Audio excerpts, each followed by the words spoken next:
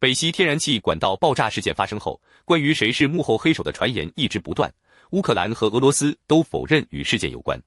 近日，《华尔街日报》报道称，乌克兰高层官员曾计划炸毁北溪管道，总统泽连斯基一开始也支持，但美国中央情报局要求其停止后，泽连斯基下令停止行动。